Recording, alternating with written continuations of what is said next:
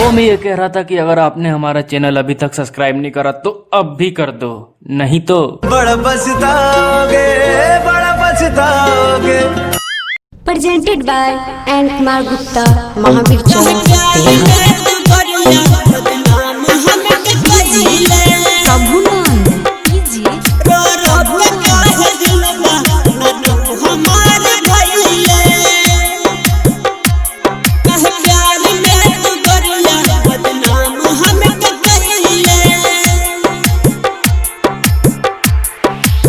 MM Recording Studio, Begusarai.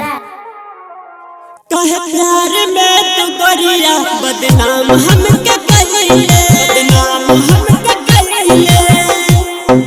हाँ कहे प्यार में तू गरिया बदनाम हमके कहिए, बदनाम हमके कहिए।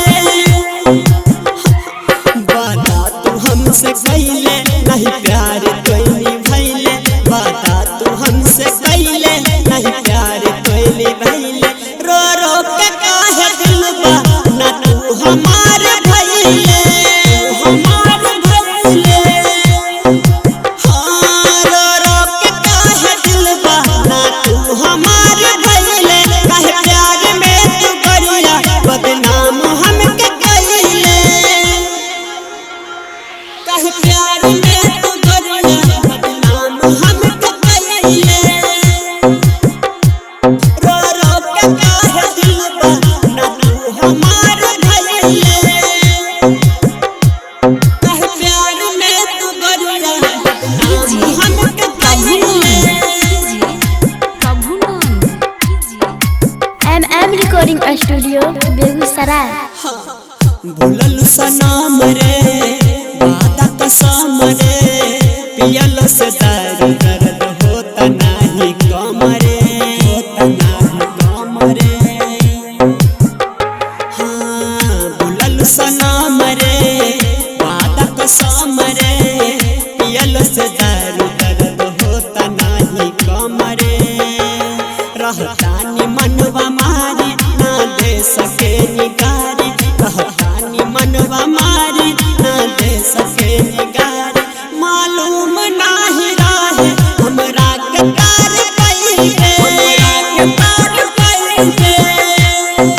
हाँ मालूम नाही रहे हमरा के प्यार कइले।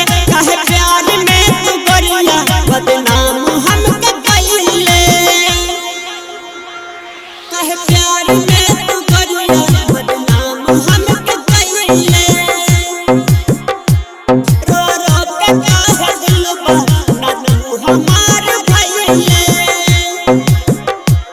काहे प्यार में तू गरिया बदनाम हमके कइले।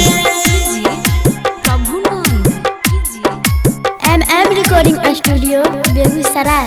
हाँ जिंदगी हमार रे कैलू बेहाल रे, काहे श्याम प्रेमी के कैलू बुरा हाल रे, कैलू बुरा हाल रे। हाँ जिंदगी हमार रे कैलू बेहाल रे, काहे श्याम प्रेमी के कैलू बुरा हाल रे। राइटर संतोष के तू कह द सच्ची बात,